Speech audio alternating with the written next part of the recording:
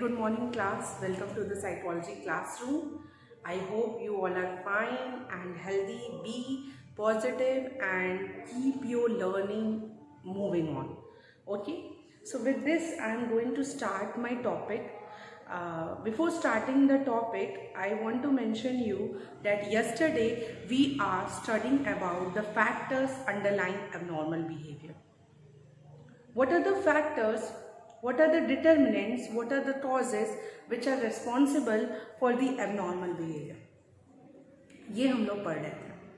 हम लोग ने ये जाना कि कौन सी ऐसी चीज़ें हैं जिसकी वजह से एक नॉर्मल बिहेवियर एबनॉर्मल में कन्वर्ट हो जाता है। How a person is susceptible to any kind of psychological disorder.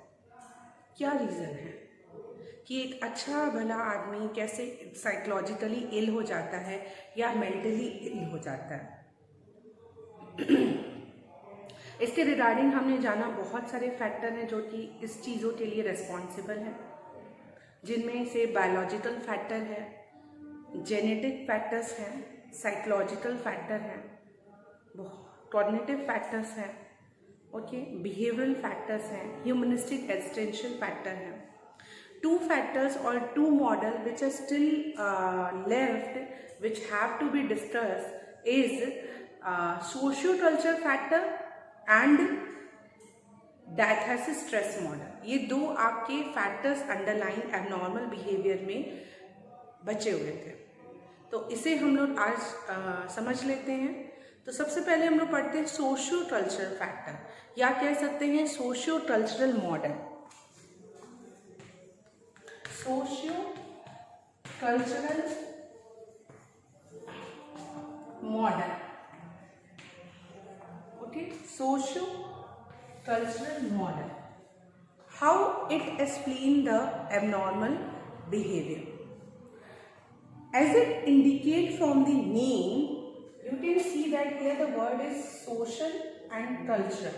Two words are given here. Social means social being, society, लोगों की बात हो रही है, पीपल्स की बात हो रही है। Cultural kind of physical environment in which we are living, और our traditions, our customs, our values, ये सारी चीज़ें। तो ये आते हैं सोशो कल्चरल मॉडल। तो ऑब्वियसली बात है बच्चों कि ये भी फैक्टर्स हैं जो कि पर्सन को कहीं ना कहीं अफेक्ट करते हैं। जैसे कि कहने का मतलब है कि जैसे बायोलॉजिकल फैक्टर्स होते हैं जो पर्सन को के बिहेवियर को नॉर्मल से एबनॉर्मल कर देते हैं, और कुछ जेनेटिक फैक्टर्स होते हैं, कुछ साइकोलॉजिकल फैक्टर्स होते हैं। सिमिलरली कुछ ऐसे सोशल और कल्चरल फैक्टर्स भी होते हैं। हमारी सोसाइटी जिसके आसपास हम लोग घिरे हुए हैं वो भी बहुत अफेक्ट करती है हमें। हमारा कल्चर बहुत अफेक्ट करता है। लाइक यू आपने देखा होगा हर एक कल्चर के अपने कुछ रूल्स रेगुलेशंस होते हैं जिससे पर्सन जुड़ा रहता है। कल्चर की बात करें अगर, तो हमारे कल्चर में उतना फ्रीडम नहीं दिया जाता। Like every culture is differ from each other, तो उसको वैसी प्रॉब्लम होती है। लाइक अगर हम लोग अपने कल्चर की बात करें, अवर इंडियन कल्चर, हम लोग यूनिटी के लिए जाने जाते हैं, पर ये है कि वहीं कहीं ना कहीं फ्रीडम नहीं होती है लोगों के पास in order to express anything, in order to do anything. तो वो एक क्योंकि हमने ह्यूमनिस्टिक एक्सटेंशन मॉडल पढ़ा और उसने बोला कि human being strive for their freedom, ठीक है, उनको एक फ्रीडम चाहिए और वो नहीं मिलता है तो फिर वो कहीं ना कहीं एक प्रॉब्लम क्रिएट करने लगता है। सिमिलरली सोशल फैक्टर्स यानी कल्चरल में भी यही चीज़ें हैं कि हम लोग कोई एक कल्चर से बाउंडेड हैं और अगर प्रॉपर इन्वायरमेंट नहीं मिल रहा है या प्रॉपर कल्चर नहीं है तो वो भी कहीं ना कहीं रीज़न बनता है। पर जस्ट अपोजिट वेस्टर्न कल्चर में अच्छा see children everything has a limit, everything has a boundary, ठीक है, हर एक चीज़ की एक डिग्री है। ठीक है। फ्रीडम भी अगर बहुत ज़्यादा होने लगती है तो वो भी एक प्रॉब्लम क्रिएट करता है। तो जैसे हिंदी में बोला जाता है ना, किसी भी चीज़ की बहुत अति नहीं होनी चाहिए। तो everything has some limits, has some boundary which we do not cross. ठीक है, बहुत एक्सेस भी ना हो कोई चीज़, बहुत डेफिसिट भी ना हो। एट नॉर्मल लेवल पे अगर जब तक चीज़ें चलती हैं तो लाइफ बहुत स्मूथ होता है and person is both physically and mentally healthy. तो सोशल कल्चर फैक्टर को मैंने एक शॉर्ट में आपको डिस्क्राइब किया। अगर इसको बहुत अच्छे से समझेंगे तो इसमें है, in addition to the biological and psychosocial factor, social culture factor such as war, violence, group prejudice। prejudice क्या है? एक social component है। discrimination सब social है, ठीक है। economic and employment problem बहुत बड़ी है। रैपिड सोशल चेंज, कुछ चेंज। और अभी जैसे क्या है, ये अभी का जो सिचुएशन हुआ, corona virus, this covid, this pandemic, ये एक तरह का सोशो कल्चरल ही फैक्टर था। ठीक है, ये तो, और इसकी वजह से ये तो कोई बायोलॉजिकल तो था नहीं, ये सोशो कल्चर ही था। और इससे बहुत सारे साइकोलॉजिकल फैक्टर्स भी डेवलप हुए, बिहेवियरल फैक्टर्स भी डेवलप हुए, कॉग्निटिव फैक्टर्स भी डेवलप हुए। ठीक है, आगे बढ़ते हैं। सो put stress on most of us and can also lead to psychological problem in some individual। तो चिल्ड्रन हम लोग लिस्ट आउट कर लेते हैं कि क्या क्या चीज़ें सोशियो कल्चर फैक्टर में आई। तो socio culture factor include war and violence. Okay, war, कोई वॉर हो रहा है कहीं पे या किसी तरह का वायलेंस हो रहा है, तो वायलेंस डजंट मीन कि वायलेंस तो सिर्फ ये मत समझिएगा कि कोई शोर कर रहा है या फिर कहीं पे कोई फाइटिंग हो रही है तो वही वायलेंस है। एग्रेशन भी बहुत तरीके का होता है, आपने पढ़ा है, there are 2 type of aggression, hostile and instrumental.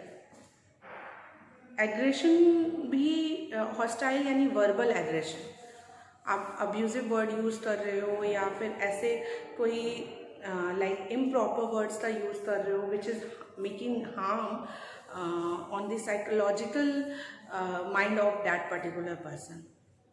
So that is also a violence, that is also an aggression. ज़रूरी नहीं है कि आप किसी को स्लैप करो या आप किसी को बीट करो या आप कोई सामान तोड़ो या फिर you harm any object, you harm any person, that is only an aggression. So aggression can be of 2 type, hostile and instrumental. Aggression hostile भी हो सकता है, इंस्ट्रूमेंटल वर्ड है, इंस्ट्रूमेंट यानी आप कोई ऑब्जेक्ट का यूज़ कर रहे हैं in order to show your aggression. Means या तो आप कोई सामान से किसी को हिट कर रहे हो या फिर आप स्लैप कर रहे हो, ठीक है। फिजिकल एग्रेशन बेसिकली कह सकते हैं, इंस्ट्रूमेंटल एग्रेशन में आता है। और वर्बल एग्रेशन आपका हॉस्टाइल एग्रेशन में आता है। तो इसी तरह वॉयलेंस भी होता है।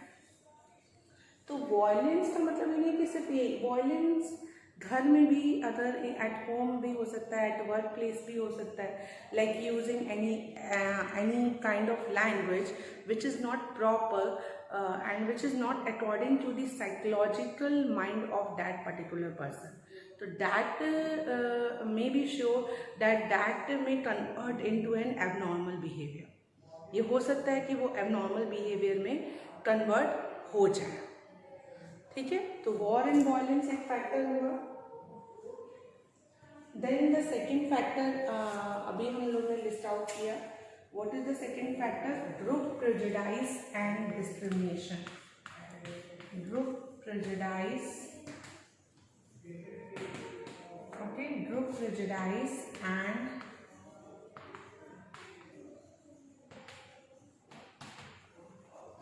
discrimination. Is it visible to you all? Okay, thank you so much. So group prejudice and discrimination, ये भी एक सोशो कल्चरल फैक्टर है। prejudice means we already studied, prejudice means a negative attitude which will form toward other। तो ये भी अगर जिसके लिए हम नेगेटिव एटीट्यूड प्रेजुडाइज रख रहे हैं तो हो सकता है कि वो पर्सन में कुछ ना कुछ साइकोलॉजिकल प्रॉब्लम अराइज हो जाए।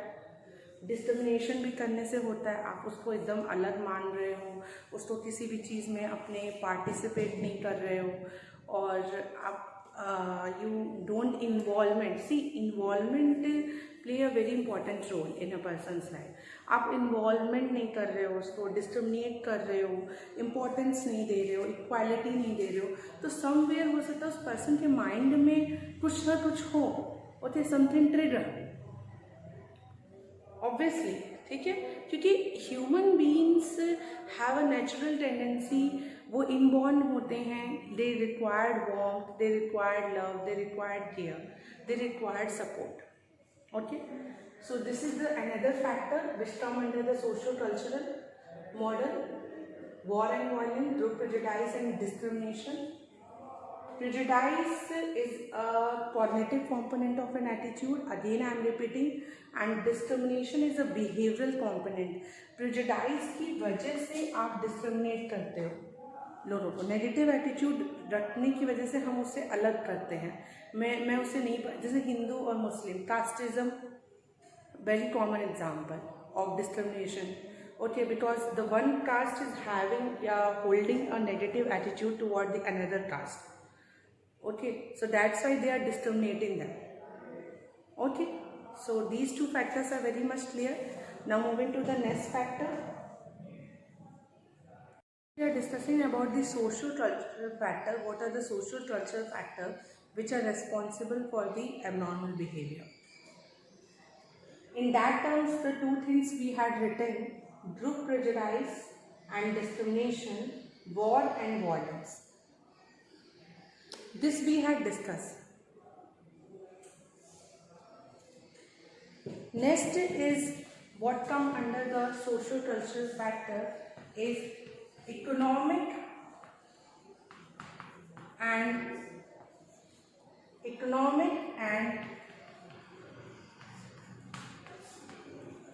employment problem. Economic and employment problem, ये भी एक सोशो कल्चरल फैक्टर है एबनॉर्मल बिहेवियर के लिए.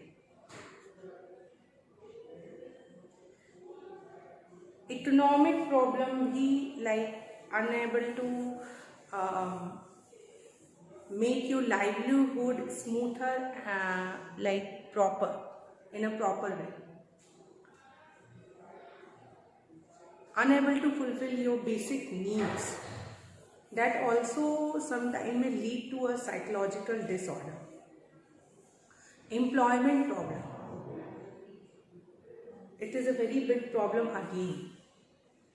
ये वर्ड देखने में तो लाइक बहुत छोटा लगता है, एम्प्लॉयमेंट एक वर्ड ही तो है, but it can many of the lives of the persons are depend on this term.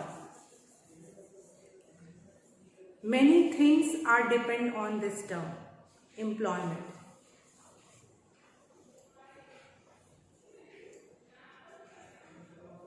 If we talk about, like, if you see unemployment, हमारे इंडिया में सबसे, not India means it is a big problem, it is a big social problem, unemployment.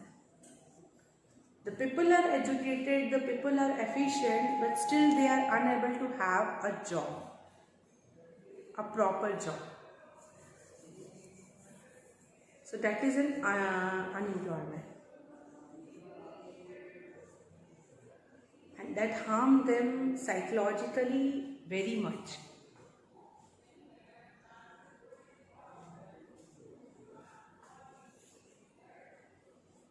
So this is these are the factors which come under the abnormal behavior.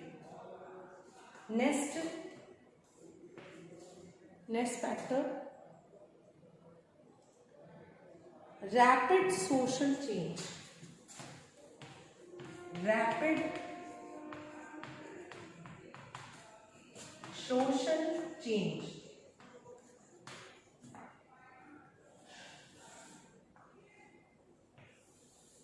War and violence.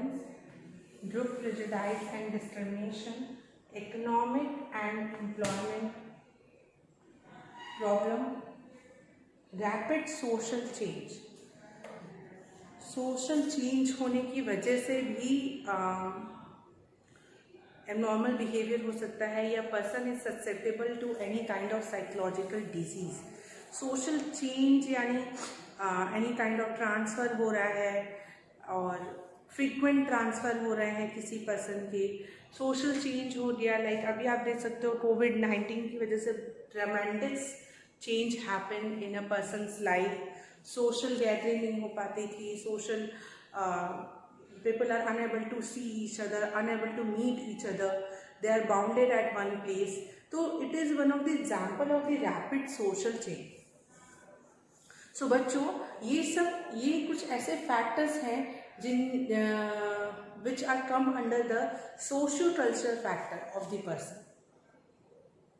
Okay, so I hope you all understand about the socio-cultural factors in a very proper manner. Now moving toward to the next one. So we are discussing about, so according to the socio-cultural model, abnormal behavior is best understood in light of the social and cultural forces that influence an individual. As behavior is shaped by societal forces, factors such as family structure, communication, social network, and societal condition and societal label and role become more important. It has been found that certain family systems are likely to produce abnormal functioning in individual members. Some families have an enmeshed structure in which the members are over-involved in each other's activities, thoughts, and feelings. Children from this family may have difficulty in becoming independent in life. The broader social network in which people operate include their social and professional relationships.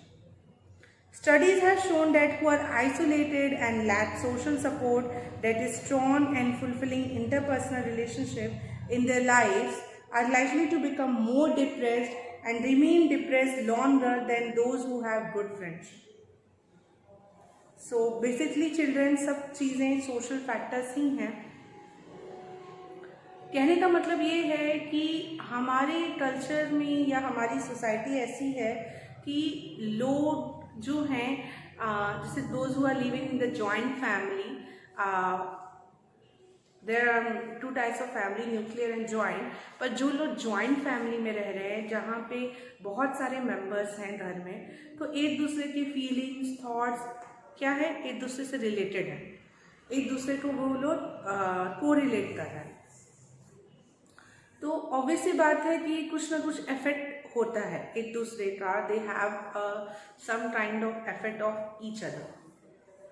ठीक है, then social culture इसके बाद ये बोलता है कि जहाँ पे ऐसे लोग हैं जो जिनको सपोर्ट सिस्टम है। See support system play a very important role in a person's life. आपके पीछे कोई भी एक भी सपोर्ट है तो you are in a very well psychological health, otherwise everything will shatter.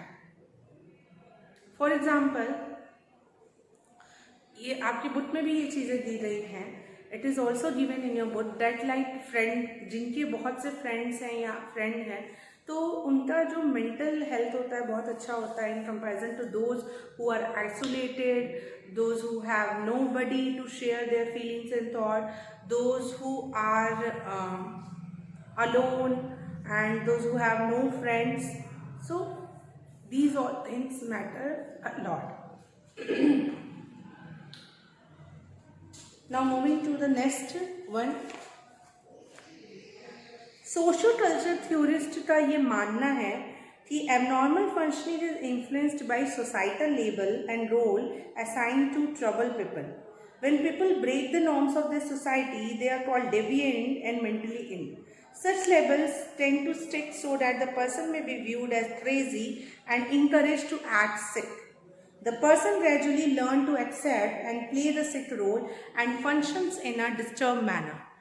ये मानना था सोशल थ्योरिस्ट लोगों का कि कुछ रूल्स हैं जो हमारे सोसाइटी ने हमारे लिए बनाए हैं जैसे आप बाहर ऐसे नहीं चल सकते, आप बाहर इस तरीके से बात नहीं कर सकते, आप अब्यूजिव लैंग्वेज, अरे ये क्या कर दिया इसने, अब्यूजिव लैंग्वेज यूज़ किया, अरे ये कैसे बैठा है, हाउ, अरे ये कैसा ड्रेस पहना है।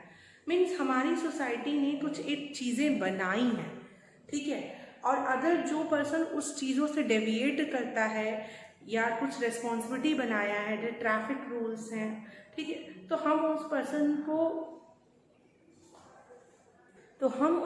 को क्या कहते हैं कि वो पर्सन जो है डेविएट हो रहा है, अपनी रिस्पॉन्सिबिलिटी नहीं फुलफिल कर रहा है और सोसाइटी के बनाए हुए नॉर्म्स से वो भाग रहा है, ठीक है। तो हम क्या करते हैं, उसको हमेशा बोलते रहते हैं।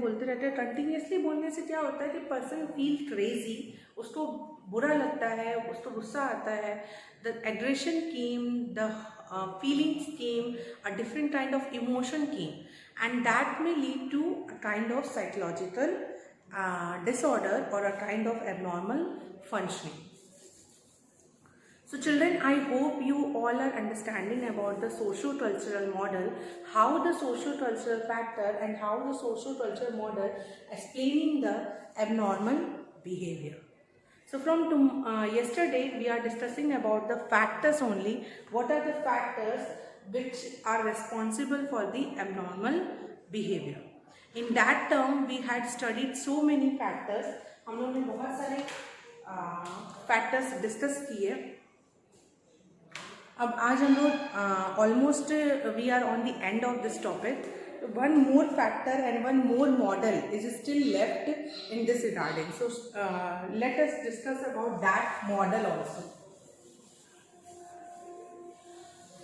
That model name is diathesis stress model.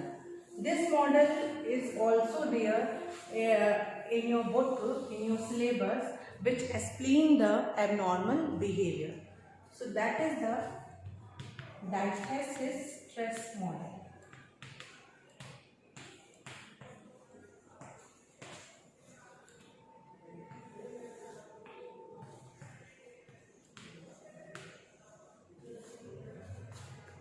When we talk about the diathesis stress model, here the word is given diathesis, जिसका मतलब ही होता है biological predisposition to a disorder. Diathesis का मतलब होता है a kind of biological predisposition,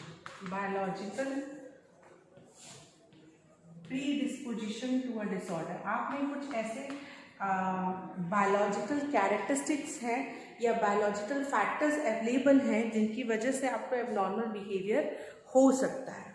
okay, so biological pre disposition. Okay children, अगर हम इस मॉडल को एक्सप्लेन करें तो ये मॉडल 3 कंपोनेंट्स में डिवाइडेड है.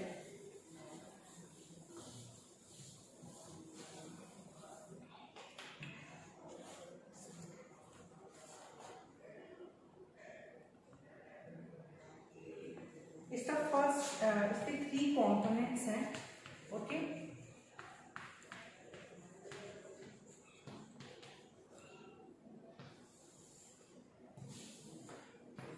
फर्स्ट कंपोनेंट क्या है?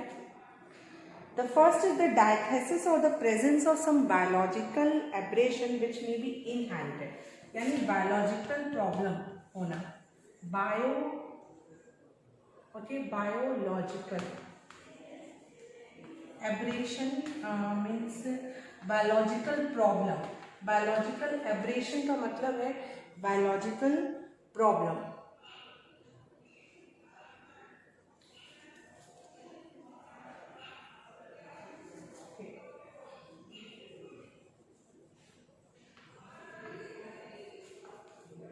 ना डिस्करेक्ट.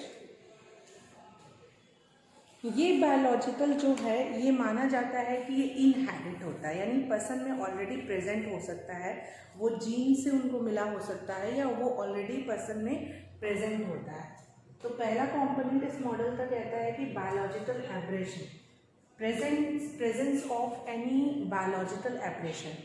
Second component, that diathesis may carry a vulnerability to develop a psychological disorder, and the person, this means that person is at risk or predisposed to develop the disorder. ठीक है. अब second component, ये first component हो गया. ठीक है, ये first component हुआ कि पर्सन में बायोलॉजिकल एब्रेशन है, यानी कोई बायोलॉजिकल प्रॉब्लम है जो कि इनहेरिट है, पर्सन को ऑलरेडी मिला हुआ है। ठीक है, ये प्रॉब्लम, तो इसका मतलब कि पर्सन में ऑलरेडी कोई बायोलॉजिकल प्रॉब्लम प्रेजेंट है। अब इस बायोलॉजिकल प्रॉब्लम की वजह से उसके में ये हो सकता, सेकेंड कंपोनेंट में ये आ सकता है कि पर्सन इज ससेप्टेबल, यानी चांसेस, आप कह सकते हो chances of developing any disorder. इस बायोलॉजिकल एब्रेशन की वजह से उसके में चांस जो है डेवलप हो बढ़ जाता है for chances of developing a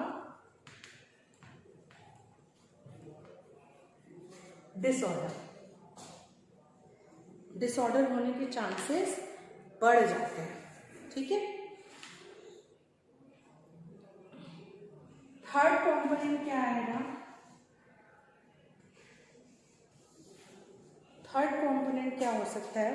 the third component is the presence of pathogenic stressor, that is factor stressor that में लीड टू साइकोपैथोलॉजी। ठीक है, थर्ड कंपोनेंट है कि प्रेजेंस हो जाएगा, वो पैथोजेनिक स्ट्रेसर, उसके में प्रेजेंस होगा, presence of pathogenic stressor, presence of pathogenic stressor. Okay children, I hope you all are understanding. So ये थ्री कंपोनेंट्स मिलके बनते हैं डायथेसिस स्ट्रेस मॉडल। ये तीनों कंपोनेंट मिला के बनता है डायथेसिस स्ट्रेस मॉडल। ये मॉडल ये कहता है कि सबसे पहले पर्सन में कोई बायोलॉजिकल प्रॉब्लम होगा जो कि इनहेरिट होगा, पर्सन में ऑलरेडी प्रेजेंट होगा, उसकी वजह से पर्सन ससेप्टेबल हो जाता है, chances of developing a disorder will increase. Then presence of pathogenic, हो सकता है उसमें कोई पैथोजेनिक स्ट्रेसर भी हो। स्ट्रेसर मतलब होता है इन इवेंट दैट कॉज स्ट्रेस, जो स्ट्रेस देते हैं। तो इन तीनों की वजह से ऐसा हो सकता है कि person is susceptible to a kind of disorder, a person is susceptible to any kind of abnormal behaviour. हम कह सकते हैं कि person is at risk. Risk ये वर्ड यूज करते हैं जो हम लोग, एट रिस्क मतलब कि पर्सन जो है एक तरह से वो, the person is at risk means person जो है वो एक तरह से बॉर्डर लाइन पे है। ठीक है, वो कभी भी उसके जो भी सिम्टम्स हैं जो वो शो कर रहे हैं या जो भी सोर्सेस हैं वो कभी भी डिसऑर्डर में कन्वर्ट हो सकते हैं। So I hope children you all understand very properly what are the factors underlying abnormal behavior. I discussed with you in a very proper manner. If you feel still, if you have any doubt, you will clear your doubts in the classroom कि आपको इन factors से related क्या क्या चीज़ें ऐसी हैं still जो समझ में नहीं आई।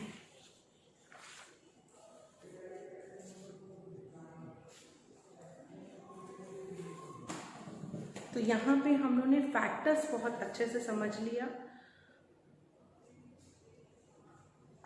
कि व्हाट आर द फैक्टर्स, कौन से ऐसे फैक्टर हैं जो कि एबनॉर्मल बिहेवियर के लिए रिस्पॉन्सिबल है। So children we have discussed the factors responsible for the abnormal behaviour. In this regarding we have discussed about the genetic factor, biological factor, then we have studied about the psychological factor. Psychological factor include the psychodynamic model, cognitive factor, behavioral factor, humanistic existential factor. Then we have discussed today socio-cultural factors. What are the socio-cultural factors which are responsible for the abnormal behavior and how the diathesis stress model explain it. So children, we have done this topic. And when we talk about this chapter, so this chapter start with the topic abnormal behavior. Then it study about the classification of abnormal behavior, like what is the historical background of abnormal behavior, ये भी हमने पढ़ा। और फिर then you have to study about different types of psychological disorder. So in this regarding आपको anxiety disorder पढ़ने हैं, then you have to study about the somatic symptom and related disorder. then dissociative disorder you have to study, then depressive disorder आपको पढ़ने हैं, okay, then schizophrenia आपको पढ़ना है, neurodevelopmental आपको पढ़ने हैं, ठीक है, then you have to study the substance related and disruptive impulse control and conduct disorder and effects of alcohol and commonly abused substances. So these all things which you have to study related to the disorder. So I hope you will study it in a very proper manner and go through the notes, make your notes, go through the sample paper, solve more and more sample paper, जितने sample paper आप solve कर सकते हैं करिए, and do more and more case studies, question based questions find out करिए and उसे solve करिए, it will be very beneficial. So thank you so much for continuously observing and understanding the thing. Thank you so much again.